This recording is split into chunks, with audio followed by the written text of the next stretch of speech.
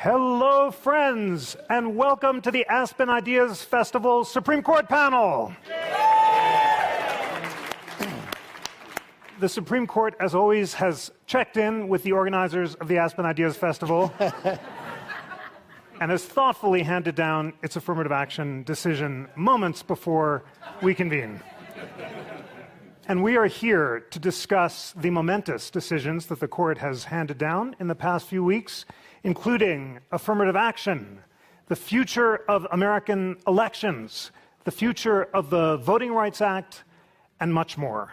We have a remarkable panel of America's leading Supreme Court thinkers and litigators. They have a diversity of views, and our goal is both to help you understand the legal reasoning of the decision and their implications, both the majority opinions and the dissents, so that you can make up your own mind.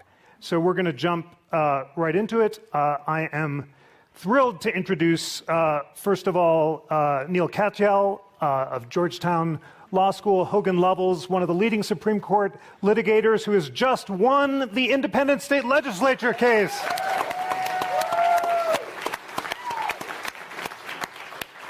As those of you who have been to this panel before know that Neil is my brother-in-law, and this is the latest installment of our roadshow, Brothers-in-Law.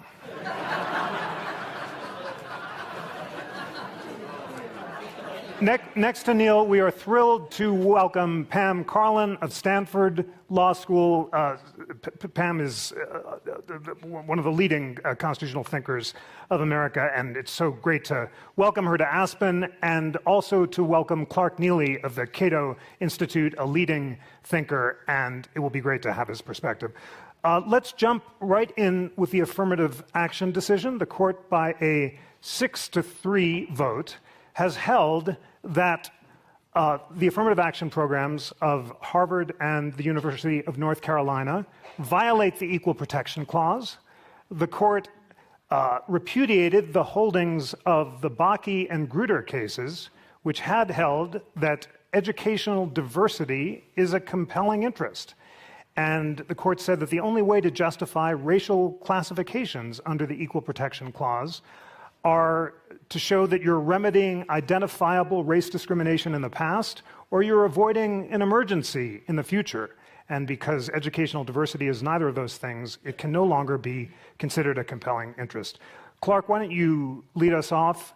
Describe the majority opinion's reasoning, and also that of those of the concurring justices who argue that the Equal Protection Clause is colorblind. What did the majority hold, and do you agree with it? I sympathize, kid. This is a really tough. It was my introduction that meant very sensible response, but it's a tough decision to make sense of.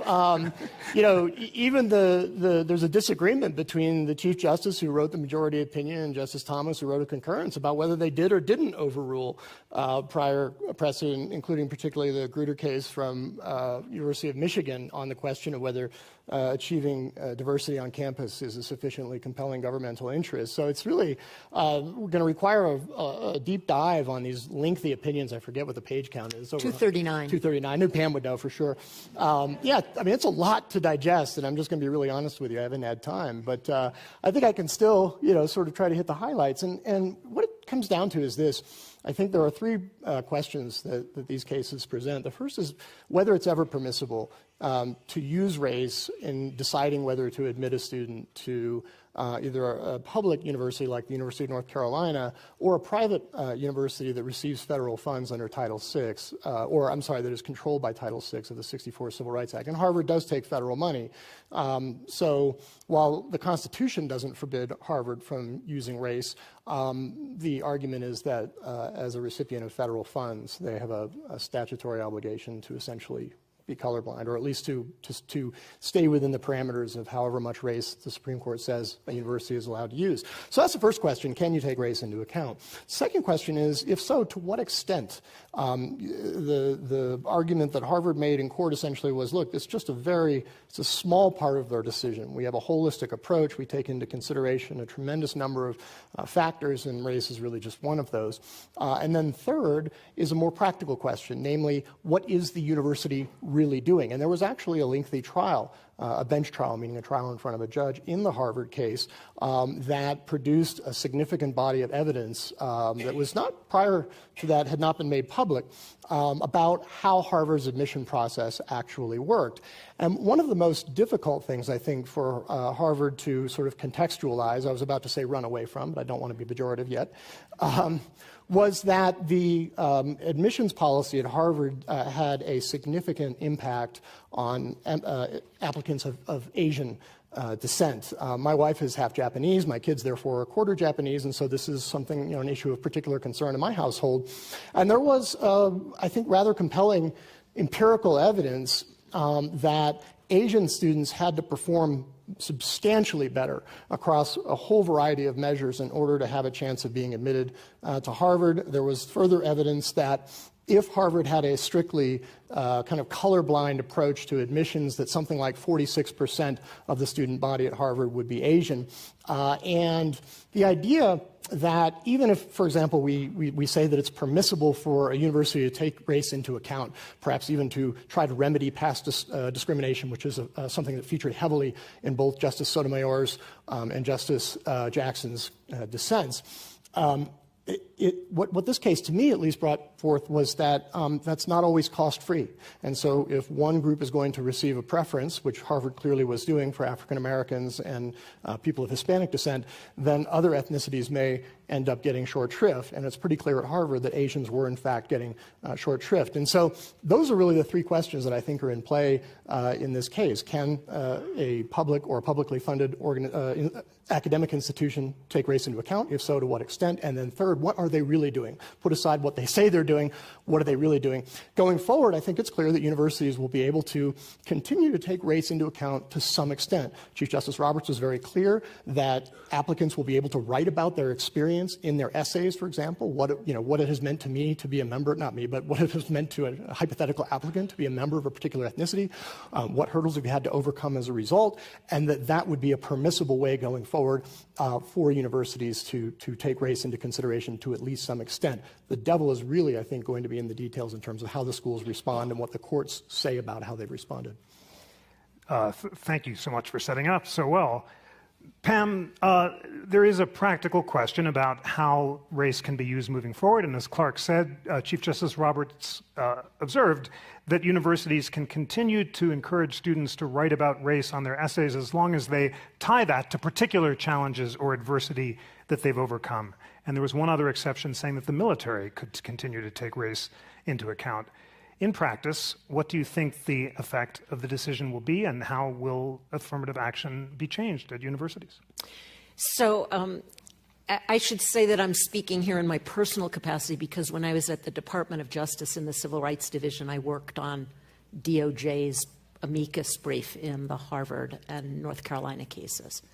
I think, an affirmative action program done right can survive the Chief Justice's opinion, because what he says there is that rather than just looking at whether someone checked a box saying that he was Latino or she was African American, you should look at how the person explains how their race goes to the qualities that make them an attractive applicant for the school. And I'll just say parenthetically along the lines of something that Clark said, as somebody who has always tested extraordinarily well, test scores are not everything in deciding whom to let in. At Stanford, we reject a number of people with much higher test scores than the people we let in part because we are looking for a well-rounded class of people who've done interesting things, and test scores are not everything.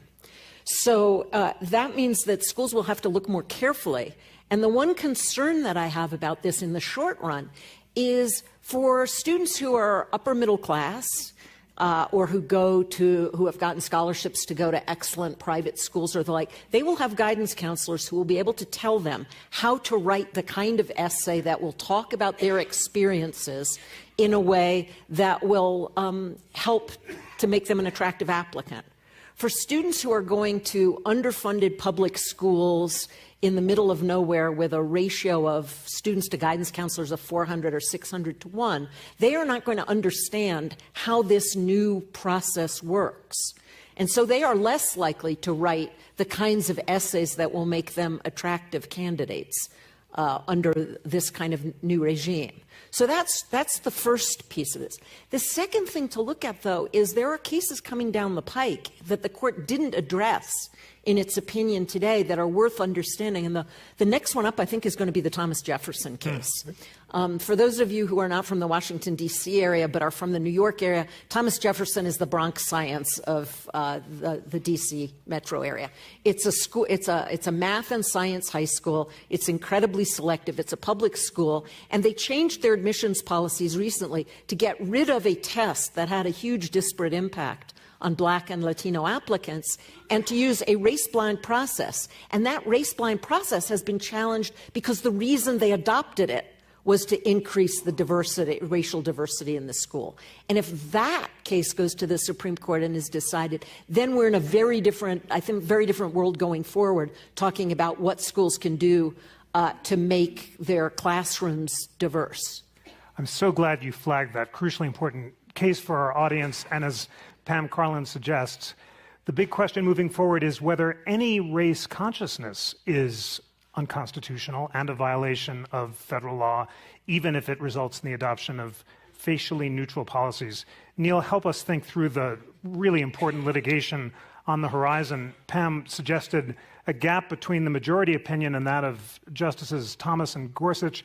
Justice Gorsuch essentially suggested that the text of Title VI and Title VII of federal law require total colorblindness. If his view got a majority, would that mean that any race-conscious corporate recruiting would violate federal law? And what kind of division do you see among the justices on this crucial question of how much race consciousness is permissible moving forward? Thank you. It's so great to be here with all of you again. I think I've done this now for about 8 or 9 years, and I love being here, and I love this audience, so thank you. I, like Pam, am speaking personally. I represent, like, everyone in this space, so I'm really very much talking personally here. My reaction to the affirmative action decisions is that they were not nearly as bad as I thought they would be, that they left a lot of room open. So Pam isolates one important thing. The last 2 paragraphs of the Chief Justice's opinion say if an applicant self-identifies on the basis of race and explains why her experience matters and what she will bring to the university, that's okay. Well, that's what, at least a well-constructed affirmative action program will be able to do. Pam's 100% right that this is going to benefit, people who have more sophisticated counseling. I mean, it's kind of like how Donald Trump was good for lawyers. The Supreme Court's good for guidance counselors. And that does really concern me. But nonetheless, I do think it's possible for universities to maintain a diversity-based program that's well crafted. And I think the military exception, the language about that helps as well. There's this really hard question, which Pam is flagging, which all universities are thinking about now, which is, what if we do something that's a proxy for affirmative action in a race-conscious program? So say we look at Pell Grants and, or some sort of socioeconomic status. And will that be challenged as just doing affirmative action through the back door? Absolutely, it's going to be challenged. This opinion doesn't give us very much guidance on it. Pam's again 100% right that the Thomas Jefferson case would, but I don't anticipate the Supreme Court to take another case in this space for a little while. Typically, when the Supreme Court decides a case, then the other cases that raise similar or even adjacent issues, they just throw back to the lower courts for additional percolation. And here, not only did they decide a big case, they overruled or semi-overruled or partially overruled or whatever you want to call it, Mr. Chief Justice, the old cases of Grutter and Bakke. And so I do expect a lot of this litigation to return to the lower courts. So there will be fights at the K through 12 level. There'll be fights in the universities. And my last point, as Jeff said, is there will be fights in the corporate setting as well. That is, this decision has implications for how corporations think about their DEI programs, their commitments to affirmative action and the like. The Supreme Court in 2 cases, Johnson and Weber, said that those programs exist on a somewhat different footing. They're not diversity-based affirmative action. They're designed to compensate for past wrongs. And so there are strong arguments for why corporations can still continue to do this, but Justice Gorsuch flagged the argument on the other side. Great. Well, thank you for introducing the crucial questions that the affirmative action cases opens up. I do want to encourage you to read the opinions, the majority opinion, the concurrences, and the dissents. This is part of your education as citizens, and you'll see a remarkable constitutional debate between Justice Thomas and Justice Jackson about the history of colorblindness from the Civil War to the present, the meaning of the efforts to achieve racial equality, and whether or not efforts to help recently freed, enslaved men and women should lead to a colorblindness requirement or not. It's well worth reading, and I hope you'll do that. Let's turn now to the independent state legislature case. And since I'm not objective about this, I'm going to quote from the remarkable tweet and tribute from Judge Michael Ludig, who said the following about Neal's victory in that case. And I need my constitutional reading glasses to read it. He said, "It would be impossible to overstate the enormity of yesterday's seminal decision in Moore v. Harper. Not only is it now the single most important constitutional case for American democracy since the nation's founding almost 250 years ago, it is also now one of the most important constitutional cases for representative government in America." Congratulations on that, Neal. And why does Judge Ludig think that this is the most important constitutional case for American democracy since the founding? Well, I think it was such a privilege to do this case because basically what the Republican Party was saying was that elections would be governed by the raw political power in state legislatures. The state legislatures can do whatever they want. This theory was used, it was the basis of Trump's 2020 theories about the elections. You might recall that there were about 62 decisions that were going on in the 2020 election. Many of them were in state courts, and John Eastman and Trump's advisors all said these state court decisions are illegitimate. They considered they were about everything from, absentee ballots and, polling hours, all sorts of things, how you count ballots, all sorts of things. This case came from North Carolina, and it was about gerrymandering. And basically, the North Carolina state legislature, North Carolina is a very evenly divided state, has 14 congressional seats. The North Carolina legislature, which is overwhelmingly Republican, gerrymandered it so it was about 10-4 or 11-3 in favor of Republicans. That went to the North Carolina Supreme Court. The North Carolina Supreme Court said this violates our own state constitution, leading the Republicans to go to the U.S. Supreme Court and say, oh, state courts have no business in federal elections. State constitutions have no business in federal elections. And the reason why I think Judge Ludig is saying that is because we found that so contrary to the tradition of checks and balances in this country, going all the way back to the Articles of Confederation. Courts have always played a role, and state constitutions have always played a role in governing federal elections. Clark, help us understand the argument of the three dissenters. Justice Thomas, Justice Gorsuch, and Justice Alito partially joined them. And essentially, they said that it all turns on the meaning of the word legislature. And since a legislature, in its ordinary meaning, only means a legislature and not the state courts that review the legislative acts, therefore state courts had no role to play. And essentially they said that all of the precedent and history and tradition and practice from the time of the founding until today that suggests that state courts were expected to review the acts of legislatures should be ignored because the meaning of the word is clear. Do I have that right? And try to help us understand their argument.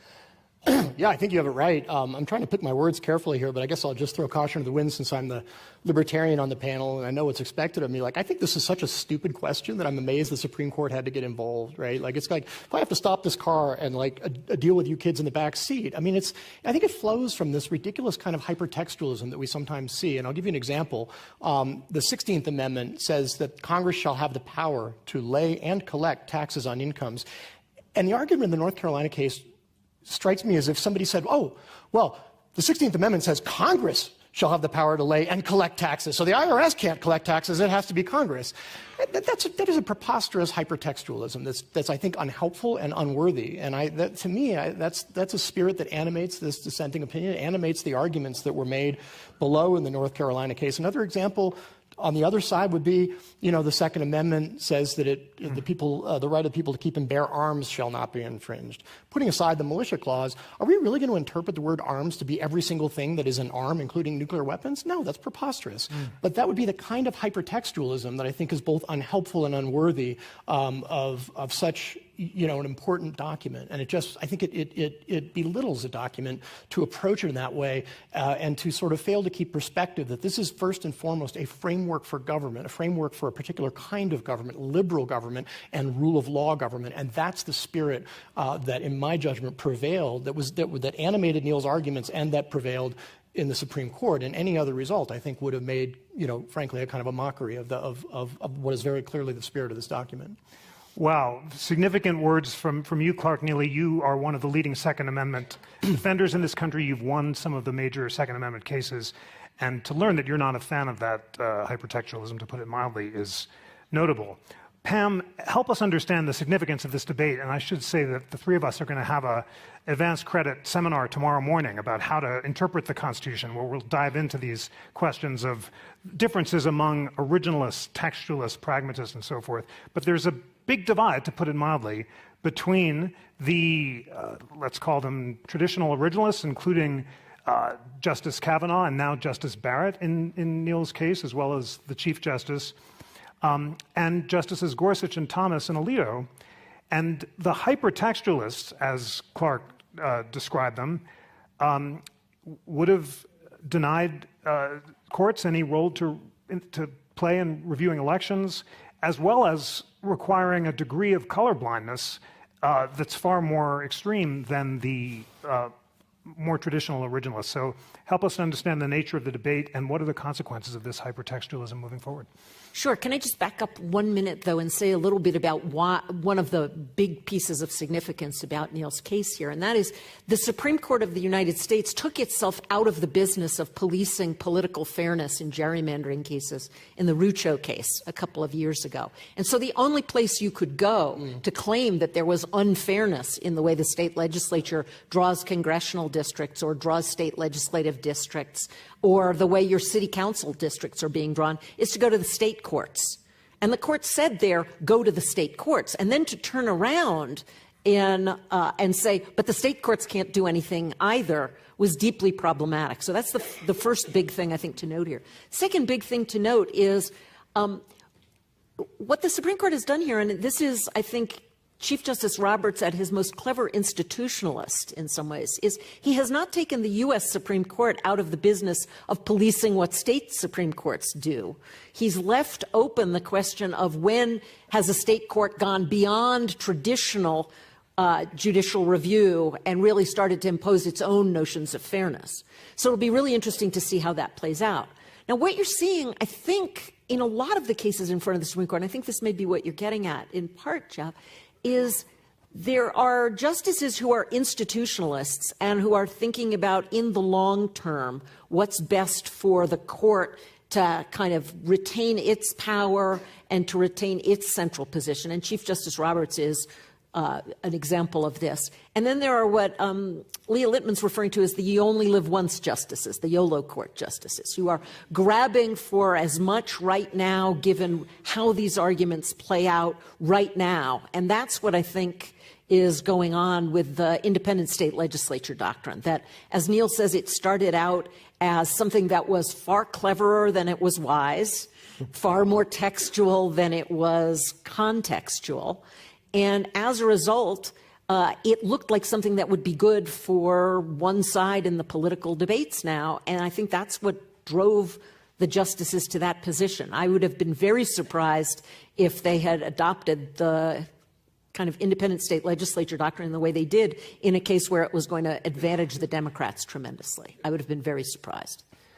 Great. Well, that's a helpful distinction between the institutionalists and the YOLA justices. And let me ask you, how that plays out in the third big case that we're going to... Jeff, before we get to the third case, there's one thing I'd like to say more about this case, because I think it connects to the themes of the Ideas seminar and indeed the first session, which was about listening to one another. So an interesting thing happened in this case. After I argued it, the North Carolina Supreme Court, where this case was from, changed its mind on some of the key questions. And there were 5 parties on my side versus the Republican Party, and the 5 were a bunch of very liberal groups, as well as the Biden administration, the Solicitor General.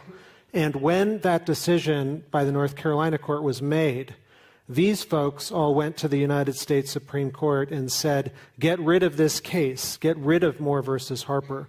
It's moot now because the North Carolina court has changed its opinion.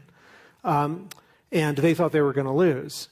And we looked at it, and I have such a diverse team of people on my staff, and my method is always to really try and take what the United States Supreme Court says seriously.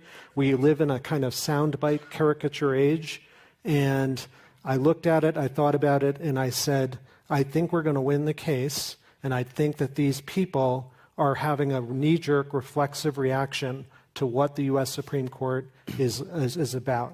And so we stood alone. We told the Supreme Court, don't get rid of this case. Decide the case on the merits. And we won. And that, to me, is an illustration of what this week is all about. It's about trying to take each other seriously and listen. And, of course, they're open to all sorts of criticism, and I give it to them, too. But sometimes there's still a space for good results, even when we are opposed to one another. That's such, bravo, absolutely. It's a hugely important point, and the fact that you persuaded the court to take the institutional view in briefings after the case had been argued is part of this remarkable victory, and it's why Judge Ludig paid you in the case the tribute that he did.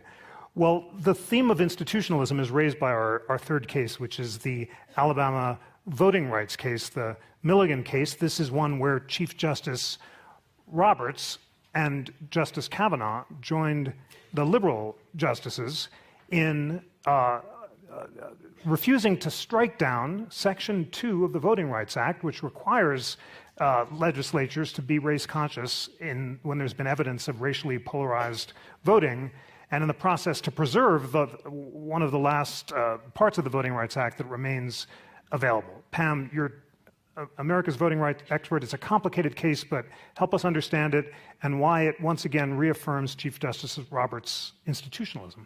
Sure. So again, a disclaimer, I worked on the case at the Department of Justice. So when President Johnson signed the Voting Rights Act into law in 1965, he said it was the toughest civil rights statute America had ever enacted. And in 1982, the statute was amended to say that states could not use voting practices or procedures that resulted in minority voters having less of an opportunity to participate and to elect candidates of their choice than other voters. So it's a statute not just about the right to participate in elections, but about the ability to elect candidates of your choice. And in large parts of the country, the only way for minority voters to elect candidates of their choice is to have them be a majority of the electorate, because voting is racially polarized in those parts of the country. It's not true everywhere in the United States. It's gone down over time in much of the United States, but there are still places where racial polarization is real, and it determines the outcome of elections. In the 1990s, Alabama was forced to draw one majority black congressional district. It has 7 congressional districts. And it was forced to draw one by the Voting Rights Act. And that district has been redrawn and perpetuated from the 1990s to the 2000s to the 2010 to 2020. And in 2020, Alabama redrew its districts again, creating 1 majority black district and 6 majority white districts. And a variety of different groups brought suit in Alabama saying it was possible to draw a second majority black congressional district, and that the level of racial polarization in Alabama remains high, and that otherwise black voters in Alabama wouldn't have an equal opportunity to participate and to elect. this was a classic case under a 1986 Supreme Court decision called Thornburg against Jingles, which coincidentally was decided the year I was clerking. So my whole life as a voting rights lawyer has been in the Jingles regime. A three-judge district court in Alabama heard evidence in the case. There was a preliminary injunction trial, several weeks of evidence, and said that the Alabama plan likely violated the Voting Rights Act by failing to draw this second majority black district. The three judges who decided the case under the Jingles test, which the Supreme Court has used since 1986 and has been used around the country. And this was really a cookie-cutter case. There was nothing interesting about the case at all, except for one thing. And we've been talking a lot this week about technology. And it was technology that was the interesting thing, which is scientists now have supercomputers that can run hundreds of thousands of simulated elections. They can redraw the districts millions of times and see what the result of the redrawing the districts would be. And it turned out that there were some political scientists who had run, I think, 100,000 simulated maps of Alabama, and they never produced two majority black districts unless they took race into account. And so Alabama said, see, we have a colorblind constitution. You'd have to take race into account too much in order to draw two districts. Therefore, abandon the Jingles test. The case went up to the Supreme Court on the shadow docket, which I think we may talk about a little bit later, and the Supreme Court stayed the order of the three-judge district court in Alabama so that the election in 2022 went forward under the 6 white district, 1 black district, 1 majority black district plan, elected 6 Republicans and 1 Democrat. At the time, the Chief Justice dissented from the granting of the stay by saying, I think the Jingles case decides how this case should come out, but I'm not sure Jingles is right. I think we need to rethink Jingles a little. And so then the Supreme Court heard oral argument, and ultimately the Supreme Court came back and said, no, we're sticking with the Jingles test. This is a case that meets all of the factors under Jingles, and therefore we are sending the case back for more proceedings, and the proceedings are going to be a remedy that will presumably draw 2 districts from which black voters in Alabama can elect candidates of their choice. Beautifully explained, and it just shows how incredibly significant the case is, and by some accounts it will result in the election of from 3 to 5 more Democratic seats in the next House elections, because this Jingles test, which Pam described, which just to review because it's complicated, requires legislatures to draw districts that where minorities constitute a majority in cases where there's a history of racially polarized block voting and the minority communities are geographically compact and contiguous. That test remains alive. If the other side had won, then there wouldn't be a requirement to create those districts, making it harder for Congress to require that minorities have an equal opportunity to elect representatives of their choice, as they said in passing amendments to the Voting Rights Act of 1982.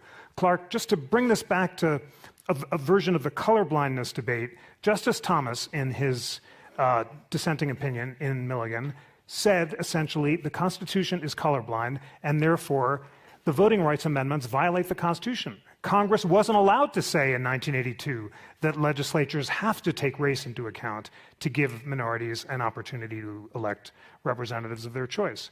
And therefore, he would have made it impossible for that to happen. Do I have that right? Explain the consequences of Justice Thomas's strong colorblindness view, and do you think Justice Thomas was right or wrong?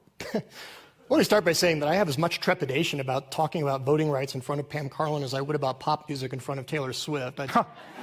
A bit preposterous, but if you insist, I will say I think you have the characterization right, and I think that the fundamental problem with Justice Thomas's perspective is that it's built on an ipse dixit, which is, in essence, it's an unfounded assertion that the Constitution is in fact colorblind.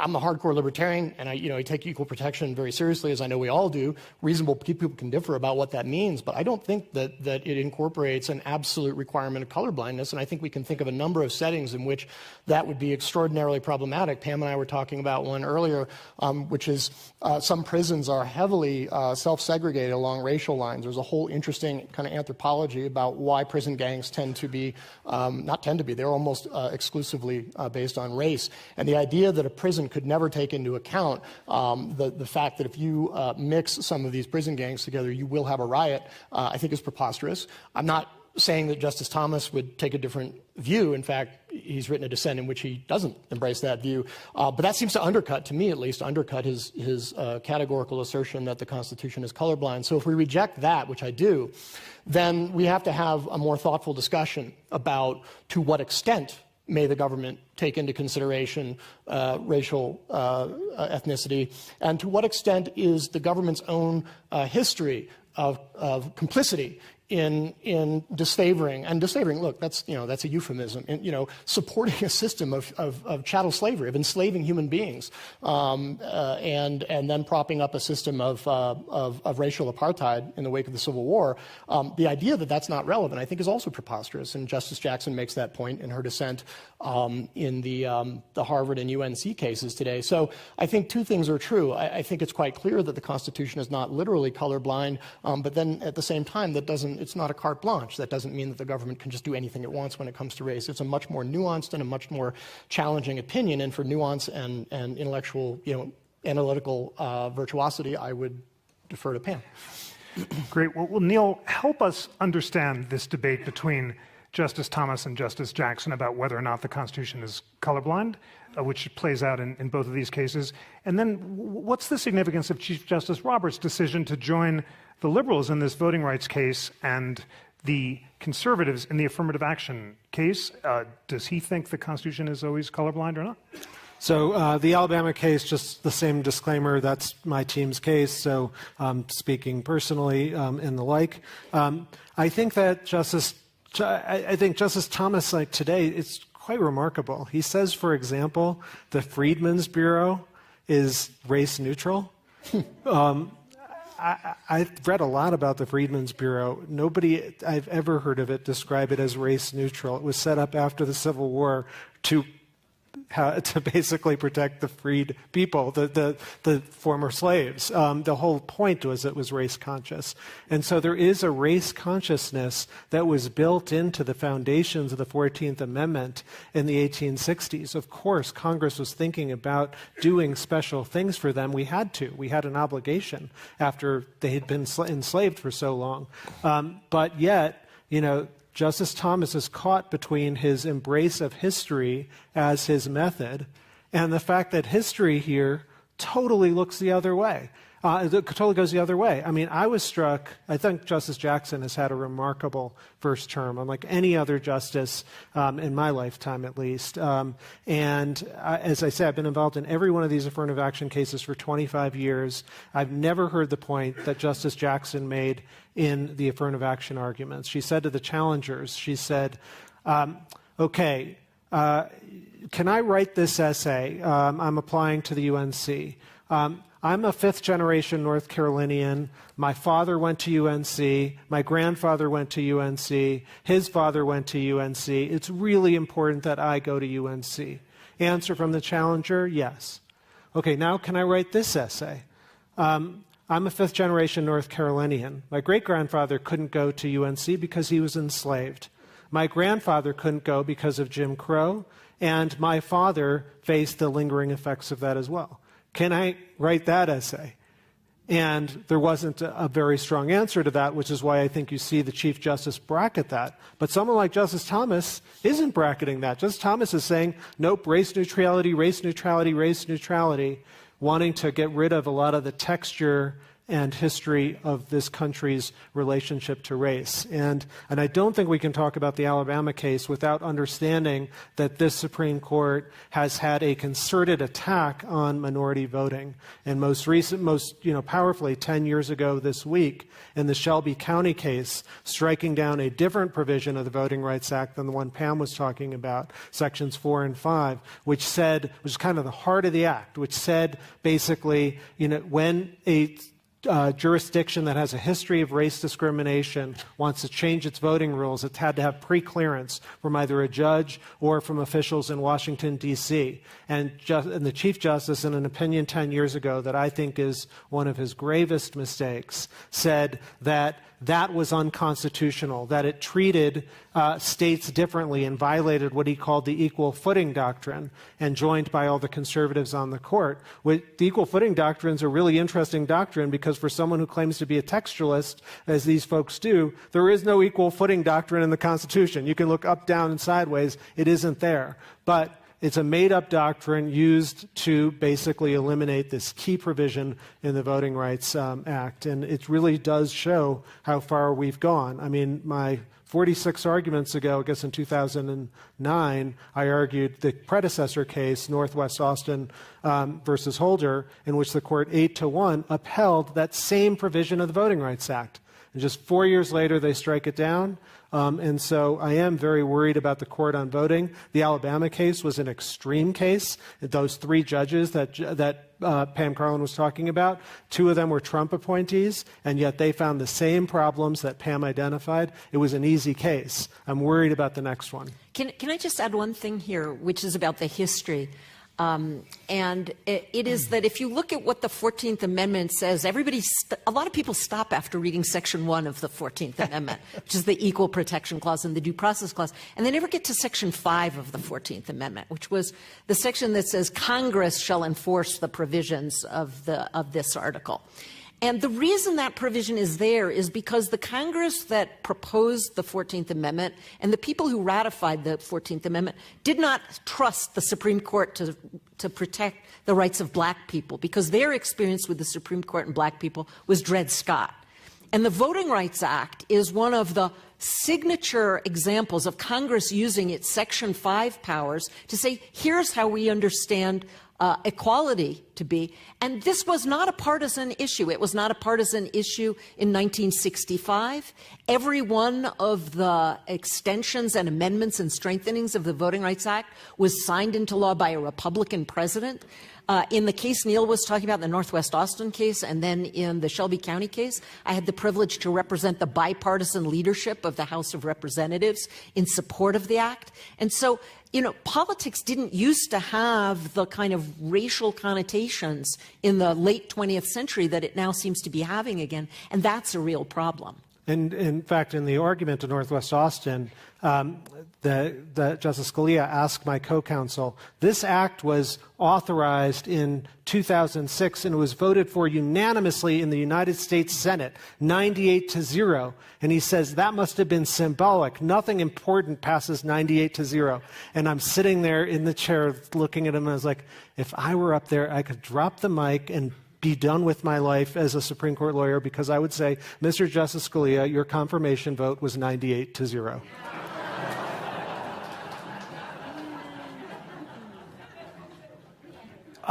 This is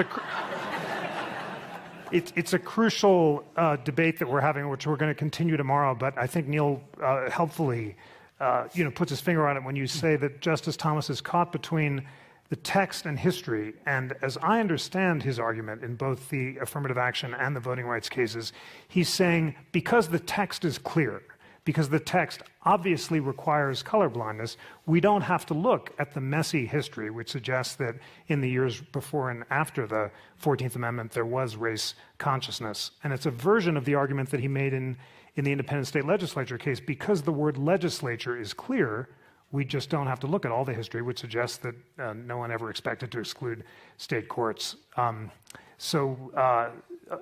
course, the question of whether the text is clear is the central question in all these cases, and people are fighting wars and filing a lot of briefs contesting the idea that the text is clear. But at least as I understand it, at that point, that's the the difference between the two camps. Well, let's use our remaining time. We'll probably have at least one last intervention. Clark, you are the leading Second Amendment litigator among them in the country, and there's a case on the horizon called Raheny involving domestic violence in the Second Amendment. It comes on the heels of this very significant case called Bruin, where the court just recently struck down New York's concealed carry laws and required a text and history test where you have to find a historical analog for gun control regulation to support it. Justice Breyer said this means that there's now a cottage industry and Second Amendment historians seeing whether or not assault weapons are consistent with the statute of Northumberland of 1393. But tell us about the state of play of the Second Amendment and why Raheny may create further clarity or confusion. Yeah, thanks. So I think two things are true. I think that the Supreme Court correctly decided the last Second Amendment case that came before it, which challenged New York State's system of deciding who gets to carry a concealed weapon. And they're one of the few states that had what's called a discretionary permitting system. So you had to meet certain objective criterion, but then you also had to go and convince some local bureaucrat that you had a special need to carry a gun. There's no other constitutional right that we only get to exercise if we convince some. Do you really need to have that parade? What are people going to say? Do they really need to hear that? We don't do that in any other area, and the Supreme Court, not surprisingly, said that New York can't do that with respect to deciding who gets to carry a gun outside the home. The reasoning, I think, was quite concerning, because what the court did, I don't want to get too deep down in the weeds, but normally what the court does is it applies a kind of a balancing test. So to go back to a parade permit, for example, can you require somebody to get a parade permit? Yes. But can you charge them $10,000 for it if there's no connection between that and how much it will cost to provide security? No, you cannot. That's the kind of balancing that I'm talking about. That's what the court normally does in most cases where you've got this kind of a right at issue where there are real concerns on both sides, like who's carrying a gun outside the house. What the Supreme Court did in this most recent case called Bruin was it just threw all that out and said, what we'll do is we'll look back at history, and they're not even sure what the relevant time frame is, by the way. It could be 1791 when the Second Amendment was added to the Constitution, or it could be 1868 when the 14th Amendment was added. Who knows? But whatever the time is, we'll look back and we'll see how they were doing things back then. And if the thing that's being challenged today was not a feature of the regulatory landscape back then, and there's no reasonably analogous regulatory scheme back then, you just don't get to do it. I am really flummoxed by this approach. I think for so many reasons, I think it's pragmatically really difficult.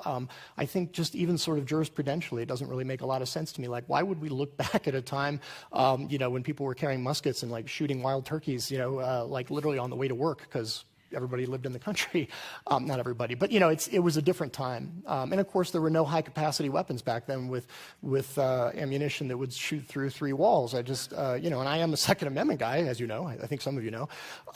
But it just doesn't really make sense to me. So I don't really get this new approach. I also think that a lot, in fact, maybe even most of constitutional adjudication ultimately boils down to line drawing. And just to give you an example, how old should you have to be to own a gun? There's nothing in the Constitution about that. I got a 9-year-old son, 8-year-old daughter. I don't think they're old enough.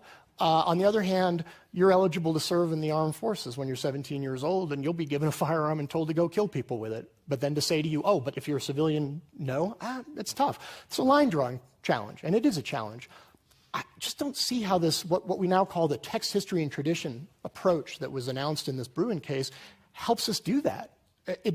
In fact, I think it not only doesn't help, but I think it actually clouds the issue and is likely to lead the court into more errors than not. And the last thing I'll say about it is this.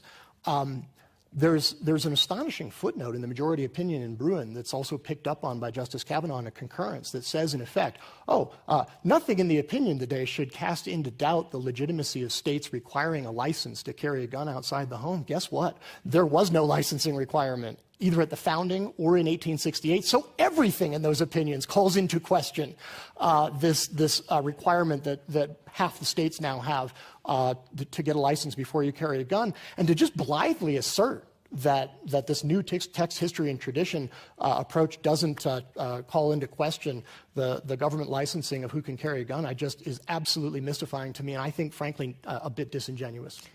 Can I say something about what the case that's likely to go to the Supreme Court is about? Because it's important for people to realize it. Do you have to? I do. Okay. I gotta.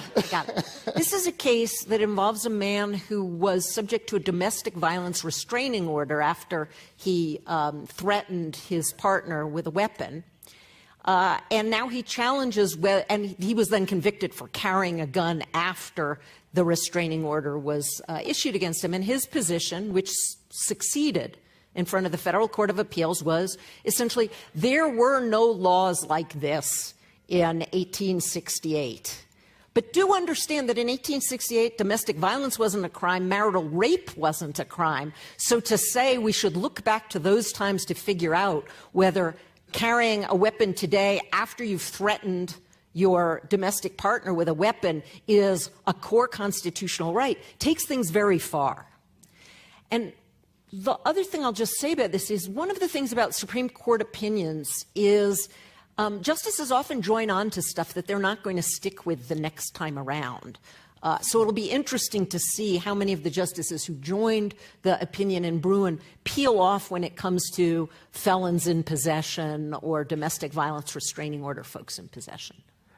We have time for, Neil, you're going to have the last word, but tell our friends what they should expect moving forward. This turned out not to be a simple 6-3 court in every case. We did see Chief Justice Roberts as an institutionalist. How will that play out for the future, and what should we think about the future of the Supreme Court? Well, the most remarkable thing about this panel is that we've gone an hour and haven't mentioned the word abortion. And that looms over the court. It haunts the court. I suspect will continue to haunt the court in all sorts of very serious ways. What happened in Dobbs last year, I think, was a travesty, and I think very hard to justify from even the court's own premises. And if they can overrule Roe versus Wade, a super precedent like that, then nothing is safe. And that's, I take it, what Pam was saying.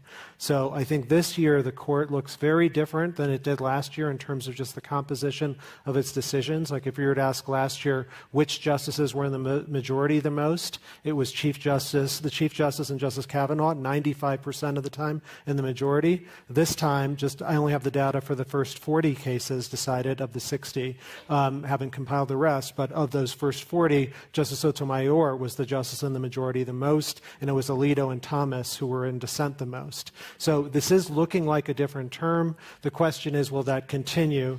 And, some of those cases are important, but abortion will continue to define what the court's about. So as you look to the next year, you look to the Miffa-Pristone case, that's also my team's case, in which basically a conservative organization shopped for a certain lawsuit in a certain jurisdiction, drew a judge who basically invalidated this abortion drug, which had been around and approved since 2000.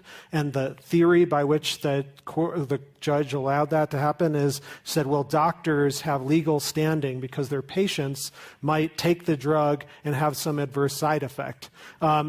If that's true, every doctor, my wife's one, is going to have standing for every possible drug because they all have side effects. It's an insane, insane theory. It went up to the United States Supreme Court on this, what we call the shadow docket, not an argument, just an accelerated pace to say, should there be an immediate temporary injunction or preliminary injunction? And the Supreme Court fortunately did the right thing, let the drug continue. But that case is now going to work through the Court of Appeals and come to the United States Supreme Court the next year.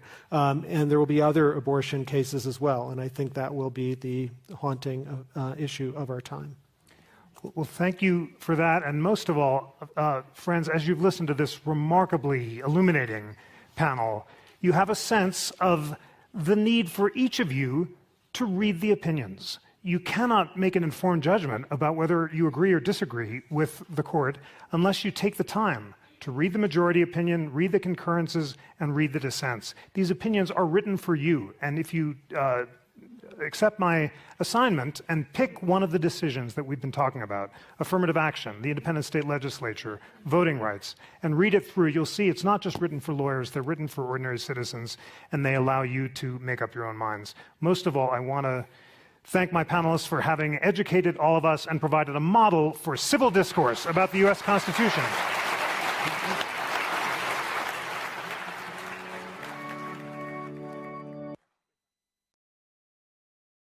Thanks for watching our YouTube channel. Follow today's top stories and breaking news by downloading the NBC News app.